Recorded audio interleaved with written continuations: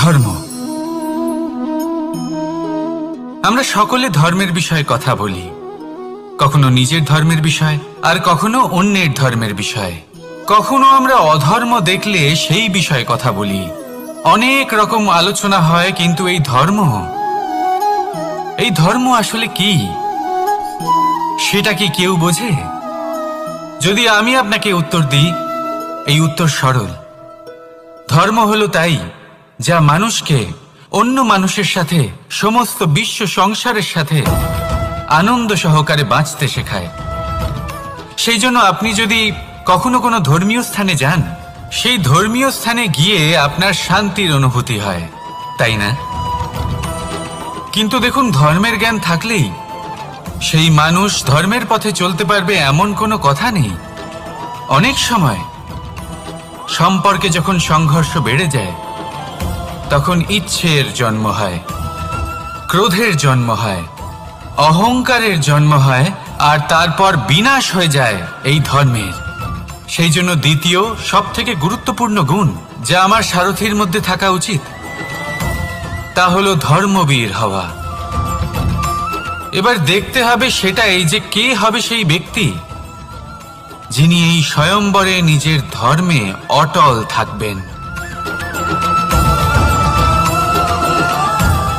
কারণ সেই ব্যক্তি এই সংসার থেকে সরে এসে ধর্মের পুনঃস্থাপনের এই মহাকার্যে আমার সারথি হতে পারবেন। তাহলে আসুন আমার সাথে ভালোবেসে বলুন, রাধা রাধা। কর্ম, ধর্ম, জ্ঞান, এই 3 স্তরে অনেক মানুষ পৌঁছতে পারেন।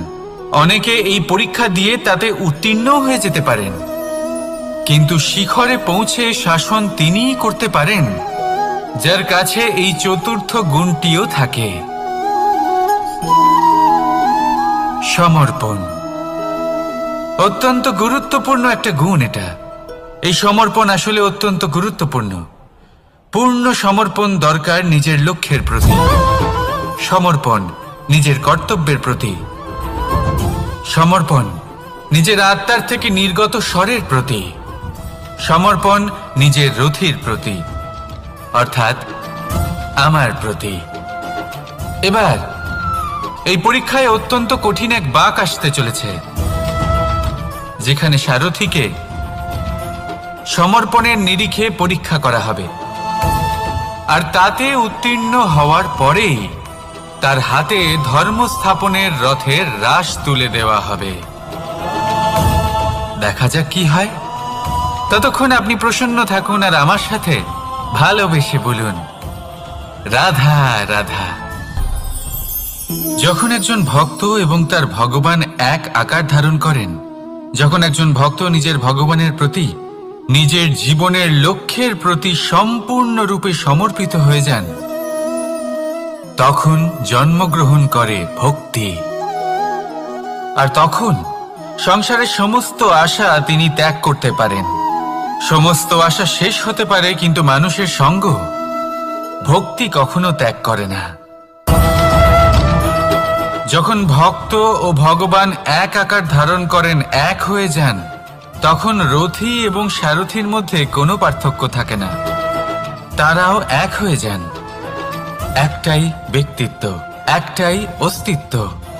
আর সেই জন্যই কখনো কখনো রথীর আদেশ ছাড়াই সারথী রথ চালিয়ে দেন, আবার কখনো সারথীর পরামর্শ ছাড়াই রথী আক্রমণ করে ফেলেন। এ তো শুধুমাত্র আরও একটা গুণ সেই সারথীর মধ্যে, যিনি ধর্ম স্থাপনার মহান কাজে আমার সারথী হতে চলেছেন। তাহলে আসুন আমার সাথে ভালোবেসে বলুন, রাধা রাধা। ভাগ করে নেওয়া বা বন্টন করা প্রত্যেক মানুষের জীবনে অবশ্যই হয়ে থাকে, আর অনেক সময় এটা জীবনে অতি আবশ্যক হয়ে পড়ে। কিন্তু ভাগ করার মনোকামনা তার থেকেও বেশি গুরুত্বপূর্ণ হলো যে কোন ঘটনার আধারে এই বাটোয়ারা হলো। অনেক সময় এই বাটোয়ারা হলো শান্তির প্রতীক, আবার অনেক সময় এই বাটোয়ারা বিপ্লব ঘটাতে পারে, এমন এক বিপ্লব যা মহাযুদ্ধ ঘটিয়ে দিতে পারে। দেখুন, বাটোয়ারা সম্পত্তির হোক বা হোক ভিক্ষার, শিক্ষা কিন্তু একটাই। জীবনে অনেক সময় বাটোয়ারা দরকার হতে পারে, কিন্তু যতদূর সম্ভব তা এড়িয়ে চলুন, একসাথে মিলে এগিয়ে চলুন। কারণ দেখুন, এই যে বাটোয়ারা ভাগ করে দেয়, আর সেখানেই একতা আপনাকে অগ্রসর করে। তাহলে আপনিও এটাই করুন, একসাথে মিলে সামনে এগোন, আর আমার সাথে ভালোবেসে বলুন, রাধা রাধা। কখনো ভেবে দেখেছেন মানুষকেই এই সংসারে সর্বশ্রেষ্ঠ প্রাণী কেন বলা হয়? অন্য কোনো প্রাণীকে কেন নয়? শুধু কি এই জন্যই আমরা চিন্তা করতে পারি, আমাদের কাছে তীক্ষ্ণ বুদ্ধি রয়েছে, কোনো কিছু আবিষ্কার করতে পারি, সেই কারণেই? তা তো অন্য কোনো প্রাণীর কাছেও থাকতে পারে। এমন কিছু পশুও রয়েছে যাদের কাছে তীক্ষ্ণ বুদ্ধি আছে। তাহলে মানুষ কেন? কারণ মানুষের কাছে এমন কিছু রয়েছে যা অন্য প্রাণীর কাছে নেই। মানবতা। মানবতা, যা সর্বপ্রথম এগিয়ে যেতে চাইলেও যদি পথে কেউ ধাক্কা খেয়ে পড়ে যায়, তাকে আগলে রাখতেও জানে। মনে রাখবেন, আপনার সব থেকে বড় পরিচয় আপনার নাম, আপনার সম্পত্তি বা আপনার ধর্মও নয়। আপনার সব থেকে বড় পরিচয় হলো আপনার মানবতা। তাহলে সময় এলে পরে নিজের মানবতার পরিচয় দিন। অন্য মানুষকে সাহায্য করুন, অন্য প্রাণীকে সাহায্য করুন। একা একা পথ চলা হলো পশুদের প্রবৃত্তি। মানুষ হলেন তিনি যিনি অন্যের জন্য প্রাণও দিতে পারেন। মানুষ হলেন তিনি যিনি অন্য মানুষের প্রাণ বাঁচান। সেই মানবতাকে জাগিয়ে তুলুন, আর এই জীবন বাঁচতে শুরু করুন। আর হ্যাঁ, আমার সাথে ভালোবেসে বলুন, রাধা রাধা। এই সংসারে মাতা পিতা তার সন্তানকে সব থেকে বড় উপহার কি দিতে পারেন? বৈভব, সুযোগ সুবিধা, বাড়ি, নাকি আশেপাশের পরিবেশ? এই সংসারে মাতা পিতা তার সন্তানকে সব থেকে বড় উপহার শিক্ষা দিতে পারেন, কিন্তু তার জন্য সময়ের প্রয়োজন হয়। এবার এই সময় অত্যন্ত অদ্ভুত। সময়ের ধারণা সবার রয়েছে। কখনো কখনো কিছু কঠিন সময় বরদানের মতো আমাদের সম্মুখে আসে। এরকম কোনো সমস্যার কথা যদি আমি বলি, যেমন যুদ্ধ, মহামারী, মহা অসুখ, এরকম সময় আমাদের কাছে যথেষ্ট সময় থাকে। এই সময় আমরা চিন্তা করি, ভয়ভীত হই, কে জানে কত সম্পত্তির ক্ষয়ক্ষতি হবে। এবার এই সময় কিভাবে কাটিয়ে ওঠা যায়? অশুভ চিন্তা তার মনের মধ্যে বাসা বাঁধে। সে বুঝতে পারে না সে কি করবে। আমি বলবো, চিন্তা ত্যাগ করুন, এই ভয়কে ত্যাগ করুন। আর মনে রাখুন একটা গুরুত্বপূর্ণ কথা, যে ঈশ্বর আপনাকে বরদান দিয়েছেন যাতে আপনি নিজের কর্তব্য পূর্ণ করতে পারেন। কর্তব্য, নিজের পরিবারকে সময় দেওয়া, নিজের সন্তানকে শিক্ষা দেওয়া। তাদের প্রত্যেক কাজের পেছনে বৈজ্ঞানিক সত্যতা লুকিয়ে রয়েছে, কিন্তু প্রত্যেক মানুষ সেই নিয়ে কতটা ভাবেন, কতটা বোঝেন, আর কি পদক্ষেপ নেন, তা হলো আলাদা এবং অত্যন্ত গুরুত্বপূর্ণ, কিন্তু তা হলো বিজ্ঞানসম্মত। আজও যখন আমি আগে বাড়ি যাই, মা সবার আগে আমার হাত পা ধুয়ে দেন, তারপর সবকিছু। তাই আপনি পরিচ্ছন্ন থাকুন, তাহলে আপনি সুস্থ থাকবেন। তখনই আপনার মনে ভক্তিভাব আসবে, তখনই এই সমগ্র সংসারকে সামলানোর শক্তি অর্জন করতে পারবেন। তাহলে পরিচ্ছন্ন থাকুন, সব ভালো থাকবে। রাধা রাধা। মানুষের জীবনে স্বচ্ছতার একটা আলাদা গুরুত্ব আছে। যদি আপনি নিজেকে স্বচ্ছ রাখেন, তাহলে আপনার নিজেরও ভালো লাগবে, সামনের ব্যক্তিরও ভালো লাগবে, একটা অন্যরকম প্রভাব পড়বে। কিন্তু একজন শ্রেষ্ঠ ব্যক্তি কিভাবে হয়ে ওঠা সম্ভব?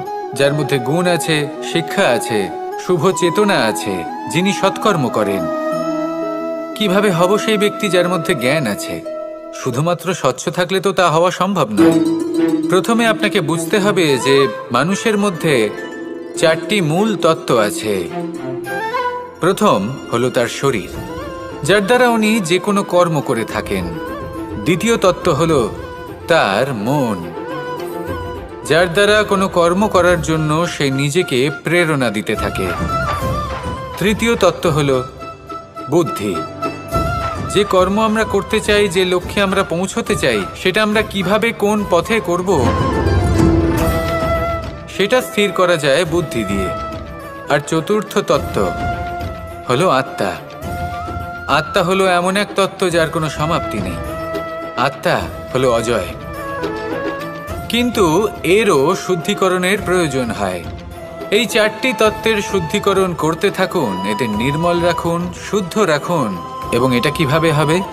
শুভ চেতনা দ্বারা, জ্ঞানের দ্বারা, এবং সব থেকে বেশি গুরুত্বপূর্ণ প্রেমের দ্বারা। আসুন আমার সাথে ভালোবেসে বলুন, রাধা রাধা।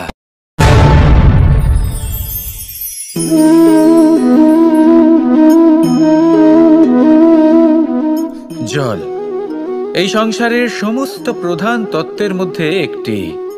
এই জল যে কোনো জ্বালা দূর করে, আগুনকে নিভিয়ে দেওয়ার ক্ষমতা রাখে, অবিরল অবিচল ভাবে প্রবাহিত হতে পারে, একে কেউ বাধা দিতে পারে না। এর পথে বাধা সৃষ্টি করলে নিজের পথ নিজেই খুঁজে নেবে, বা সে নিজেই নিজের পথ বানিয়ে নেবে, কিন্তু কখনো থামবে না। এই জল হলো মহান, আর এর একটা মহান গুণ আছে, এর নিজস্ব কোনো রং নেই। কিন্তু যখন মেঘ থেকে বৃষ্টিরূপে পৃথিবীতে ঝরে পড়ে, তখন সমস্ত সংসারকে রঙিন করে তোলে।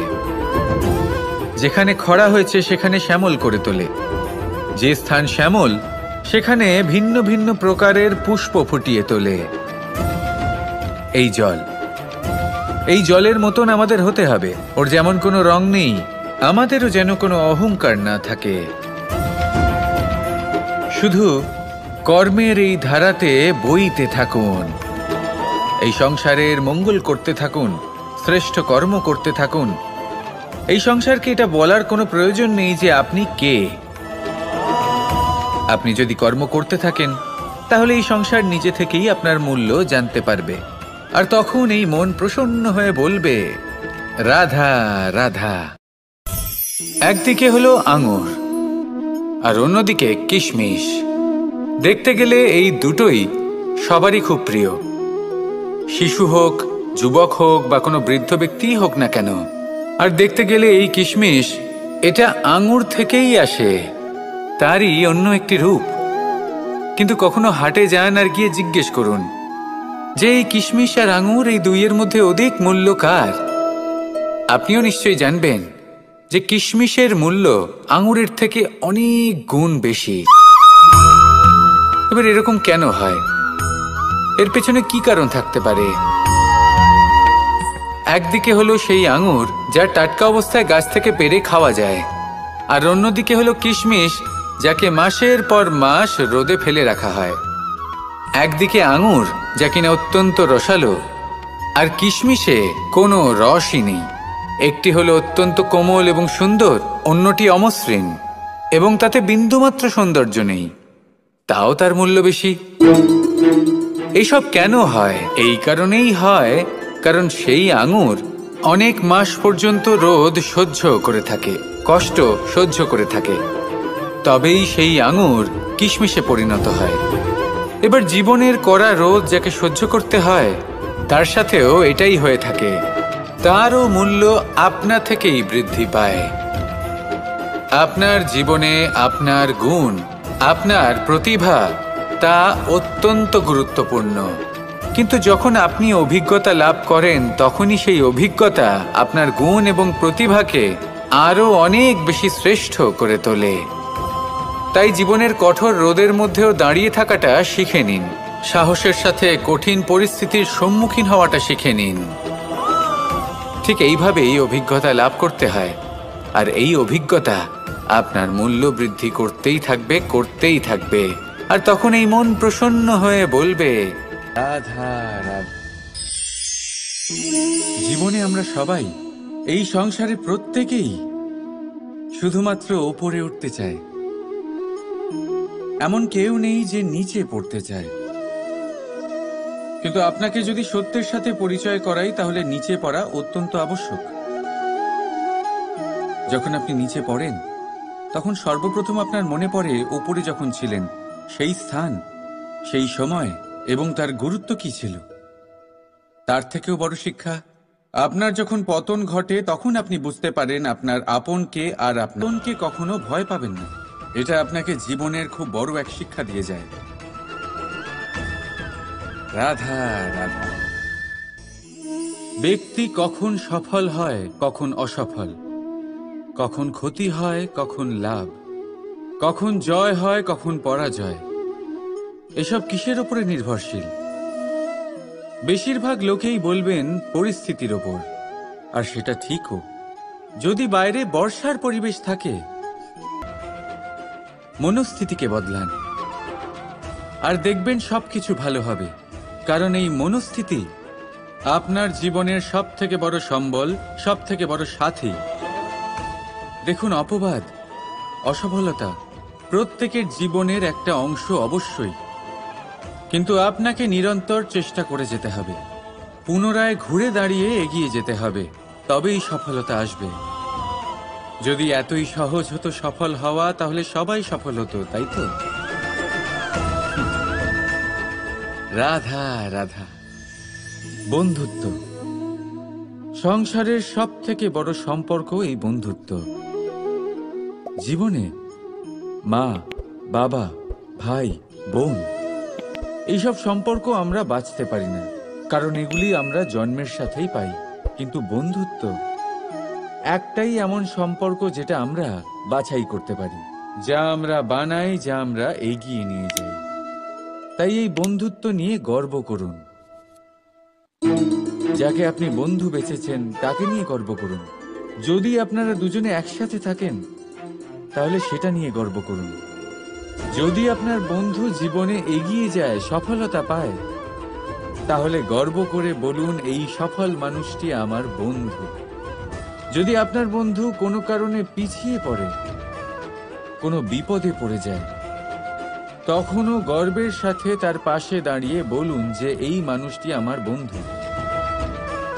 বন্ধুর সাথে একজোট হয়ে দাঁড়িয়ে থাকুন, যে কোনো পরিস্থিতিতে, সেটা ভালোই হোক বা খারাপ। এটাই মানুষের সব থেকে বড় পরীক্ষা।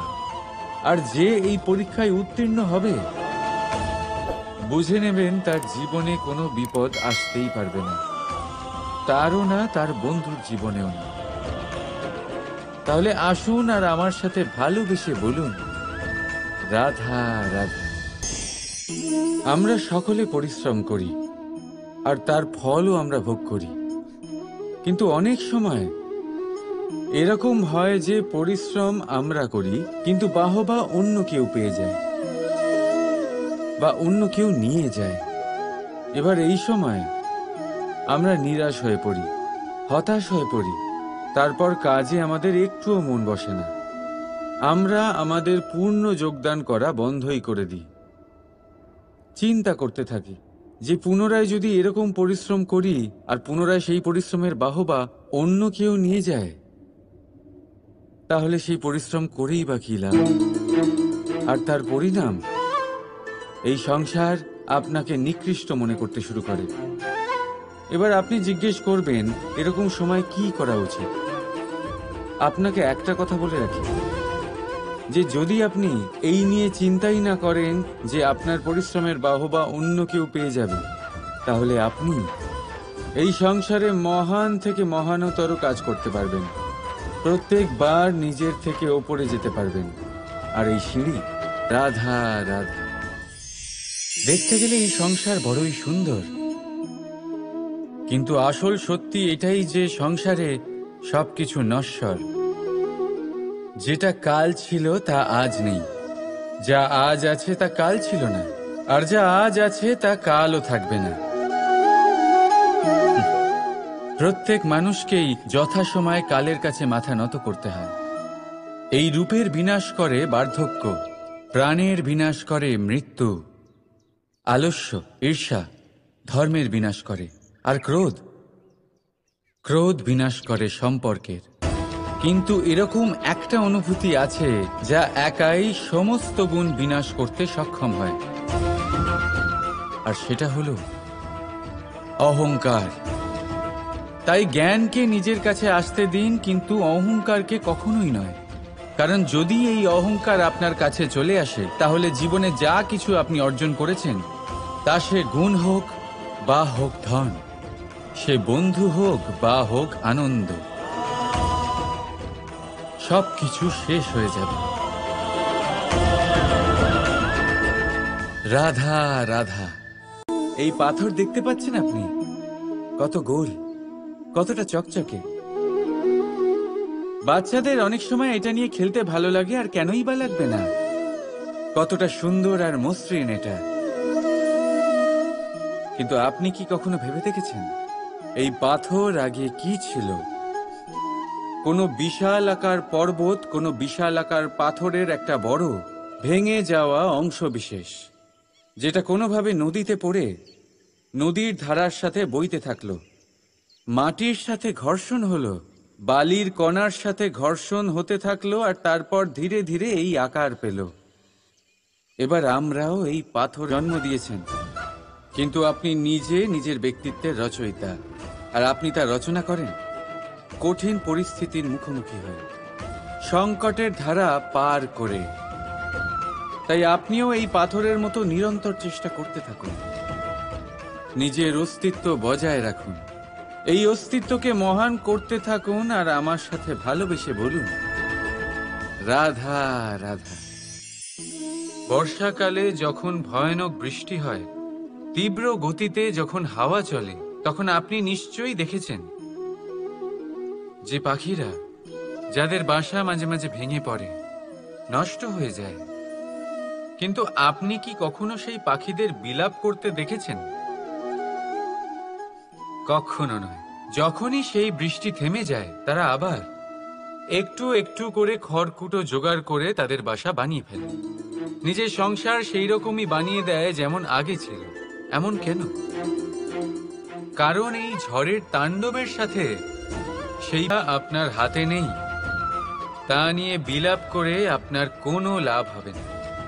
মনোসংযোগ তাতেই করুন যা আপনার হাতে রয়েছে। যা বদলে গেছে তাকে আপনি আবার বদলাতে পারবেন না, কিন্তু যা আপনি বদলাতে পারবেন তাতে মনোসংযোগ করুন।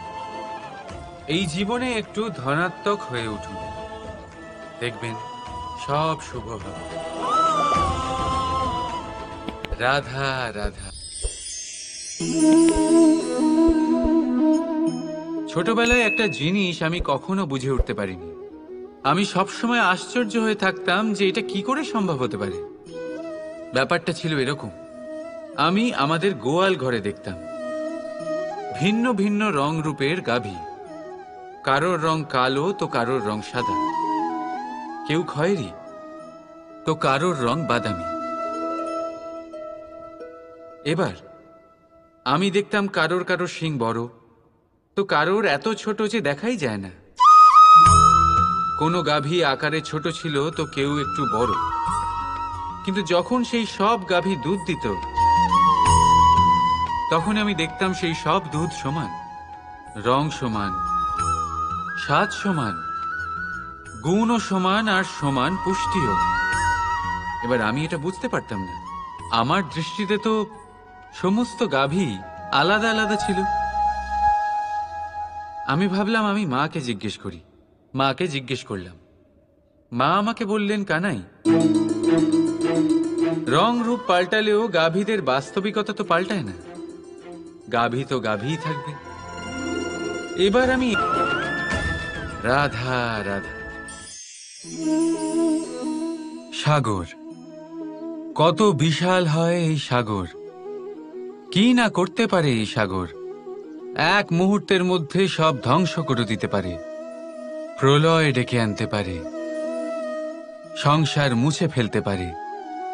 এই সাগর জীবন জ্যোতি নিভিয়ে দিতে পারে। কিন্তু এই সাগর যা মেটাতে পারে না, তা হলো একজন তৃষ্ণার্তের তৃষ্ণা। অন্যদিকে এই ঘোড়া, যা এতটাই ছোট যে গোপিনীরা একসঙ্গে অনেকগুলো নিয়ে চলতে পারে, কিন্তু এই ছোট ঘোড়া অনেকের তৃষ্ণা মেটাতে পারে। এবার বলুন, জল সাগরেও আছে, আবার এই ঘোড়াতেও। তাহলে পার্থক্য কোথায়? এখানে পার্থক্য হলো তাদের আচরণের মধ্যে। একজন মাটির মধ্যে মিষ্টি জল ধরে রাখে, তো আরেকজন নিজের নোনা জলের আঘাতে যে কাউকে মাটিতে মিশিয়ে দিতে পারে। আপনি কি হতে চাইবেন? সাগরের নোনা জল হয়ে কারোর আশা চূর্ণ বিচূর্ণ করে দিতে, নাকি মিষ্টি জলের ঘরা হয়ে কারোর তৃষ্ণা শেষ পর্যন্ত সেই কাজ সম্পন্ন হয়েই যায়? এবার এই বিষয়ে সমস্যা সেই ব্যক্তির চেষ্টায় নয়, সমস্যা আপনি যে সেই ব্যক্তিকে ভরসা করলেন তার ছিল।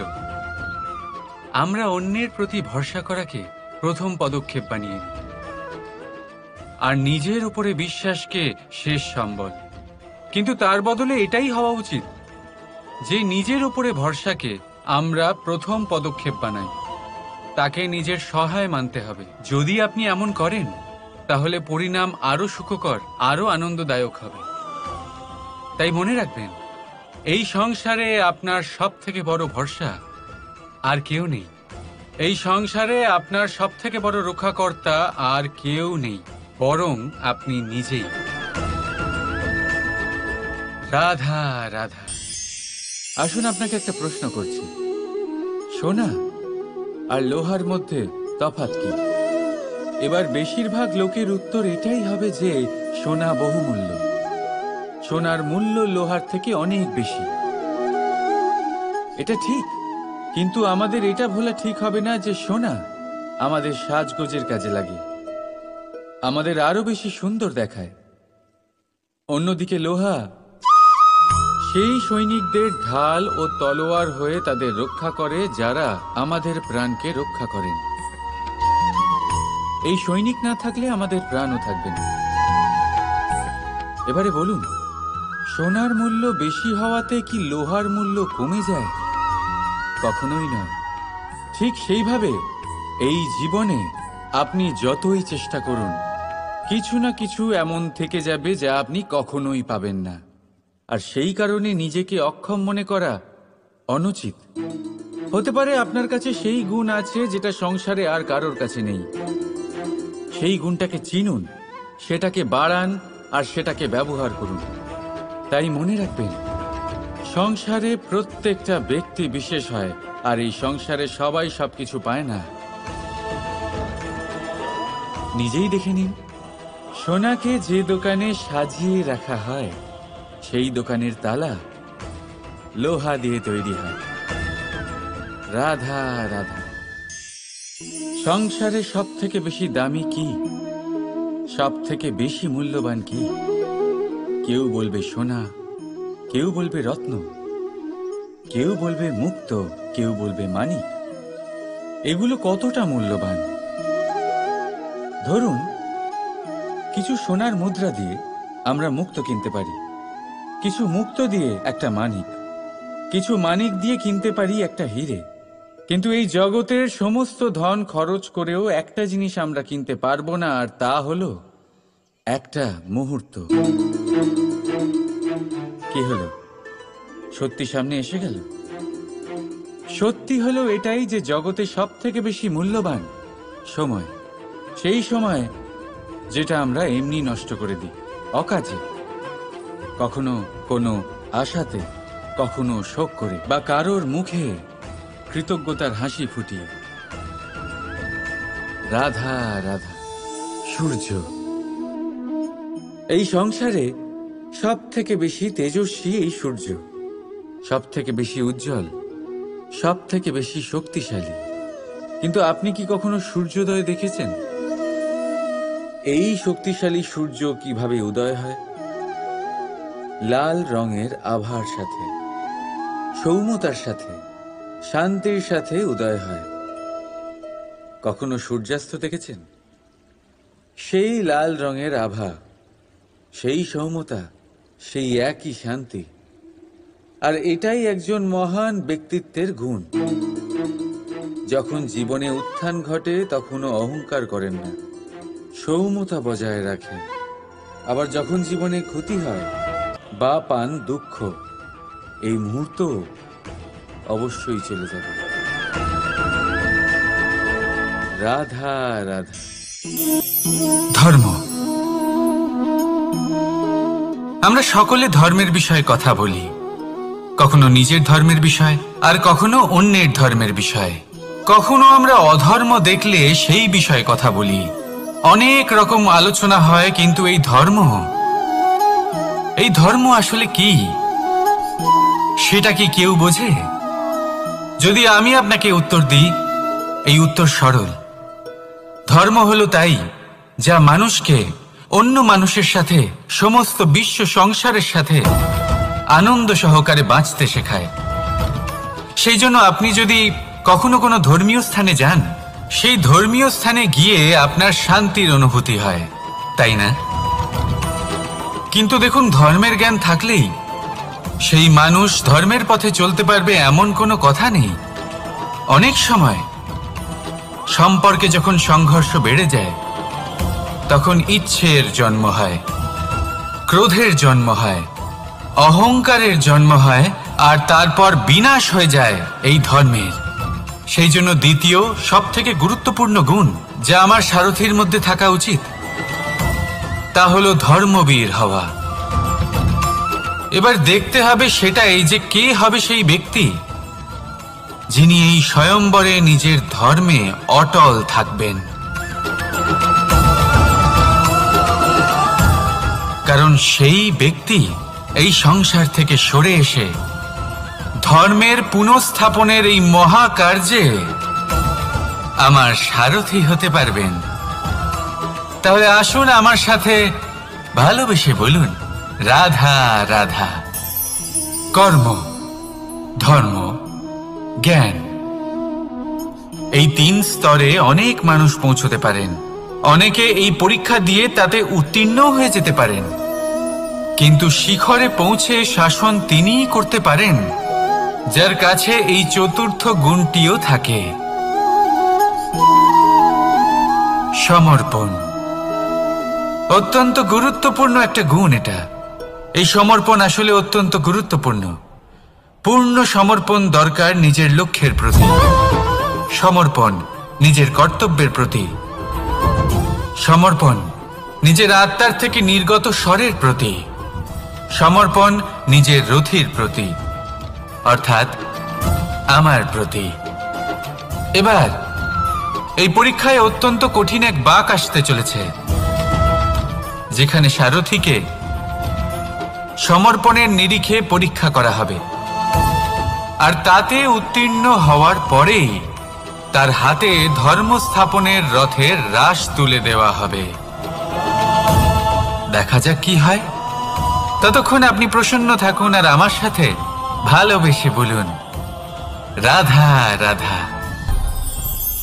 যখন একজন ভক্ত এবং তার ভগবান এক আকার ধারণ করেন, যখন একজন ভক্ত নিজের ভগবানের প্রতি, নিজের জীবনের লক্ষ্যের প্রতি সম্পূর্ণরূপে সমর্পিত হয়ে যান, তখন জন্মগ্রহণ করে ভক্তি। আর তখন সংসারের সমস্ত আশা তিনি ত্যাগ করতে পারেন। সমস্ত আশা শেষ হতে পারে, কিন্তু মানুষের সঙ্গ ভক্তি কখনো ত্যাগ করে না। যখন ভক্ত ও ভগবান এক আকার ধারণ করেন, এক হয়ে যান, তখন রথী এবং সারথীর মধ্যে কোনো পার্থক্য থাকে না। তারাও এক হয়ে যান। একটাই ব্যক্তিত্ব, একটাই অস্তিত্ব। আর সেই জন্যই কখনো কখনো রথীর আদেশ ছাড়াই সারথী রথ চালিয়ে দেন, আবার কখনো সারথীর পরামর্শ ছাড়াই রথী আক্রমণ করে ফেলেন। এ তো শুধুমাত্র আরও একটা গুণ সেই সারথীর মধ্যে যিনি ধর্মস্থাপনার মহান কাজে আমার সারথী হতে চলেছেন। তাহলে আসুন আমার সাথে ভালোবেসে বলুন, রাধা রাধা।